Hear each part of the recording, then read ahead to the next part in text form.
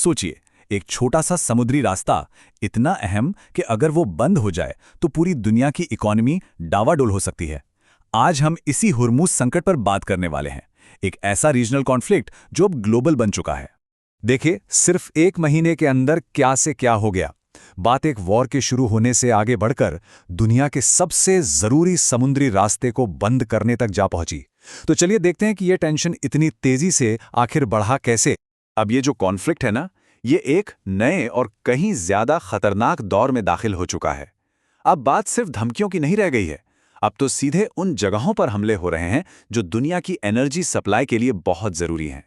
और तनाव किस हद तक बढ़ गया है, इसका अंदाजा बस इसी बात से लगाया जा सकता है कि अमेरिकी प्रेसिडेंट की तरफ से ये सीधी और खुली धमकी आई है।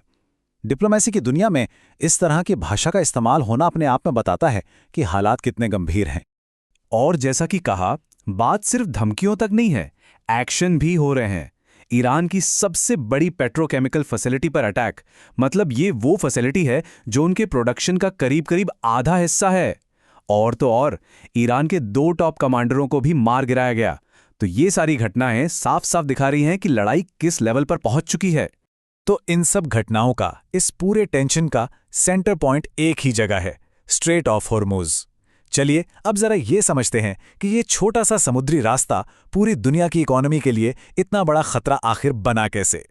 तो सबसे पहले ये स्ट्रेट ऑफ हॉर्मुज है क्या चीज और इसकी इतनी अहमियत क्यों है। ये आंकड़ा देखिए, जरा सोचिए इसके बारे में। दुनिया का 20% तेल ट्रेड, 20% सिर्फ इसी एक तंग रास्ते से होकर गुजरता है।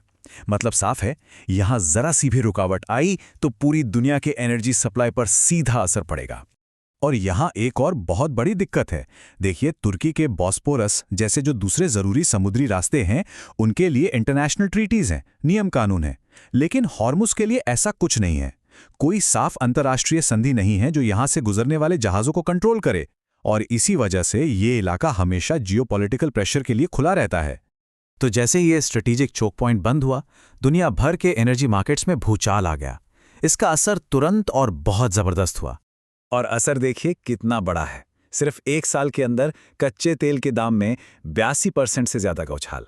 ये दिखाता है कि इस संकट का असर दुनिया भर में आम लोगों की जेब पर कितनी तेजी से पड़ रहा है। और बात यही खत्म नहीं होती।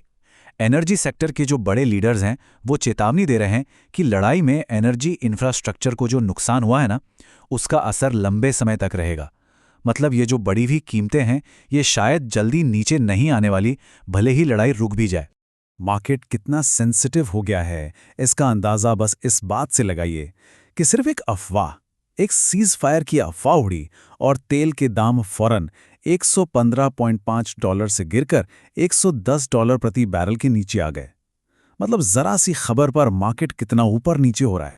और ये जो उथल पुथल है, ये सिर्फ तेल बाजार तक ही नहीं रुकी। इसका असर दुनिया भर के फाइनेंशियल मार्केट्स पर भी पड़ा है। जबरदस्त हलचल मची है।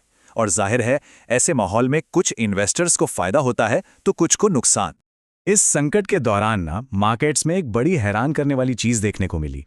देखिए, एक तरफ S&P 500, गोल्ड, सिल्वर, ये जो ट्रेडिशनल सेफ एसेट्स माने जाते हैं, उनमें भारी गिरावट आई। लेकिन दूसरी तरफ इथीरियम और बिटकॉइन जैसी क्रिप्टो करेंसीज ने या तो अपनी वैल्यू बनाए रखी या फिर उनमें बढ़ोतरी हुई। ये ज्यादातर लोगों की उम्मीदों के बिल्कुल उलट था। इसने एक आइडिया को और मजबूत किया है कि क्रिप्टो एक ऐसा एसेट है जो ट्रेडिशनल फाइनेंशियल सिस्टम और सरकारी कंट्रोल के दायरे से बाहर है। और इसीलिए जब जियोपॉलिटिकल टेंशन बढ़ती हैं तो ये एक सेफ ऑप्शन के तौर पर सामने आ सकता है। अब इसी माहौल को देखते हुए गोल्डमैन सैक्स के एनालिस्ट एक नई स्ट्रैटेजी सुझा रहे हैं। उनका कहना है कि इस अनिश्चितता के दौर में एक मजबूत पोर्टफोलियो बनाने के लिए ये 3 स्टेप वाला अप्रोच अपनाना चाहिए। तो सवाल ये है कि क्या इस संकट से बाहर निकलने का, इस टेंशन को कम करने का कोई रास्ता है? चलिए देखते हैं कि डी-एस्केलेशन के लिए क्या कोशिशें हो रही हैं।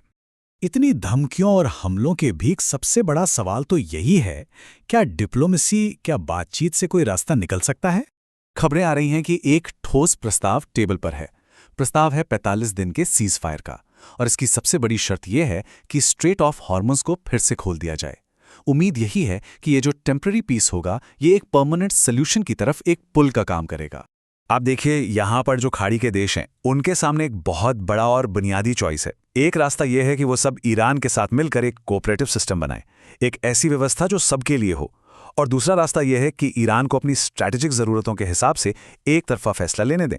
तो असल में ये संकट एक ऐसे मोड़ पर आ खड़ा हुआ है जहां इस पूरे रीजन का भविष्य दांव पर है। और आखिरी सवाल यही है कि क्या इस रीजन के देश मिलकर एक नए दौर की कहानी लिखेंगे या फिर बस साइड में खड़े होकर सब कुछ देखते रहेंगे।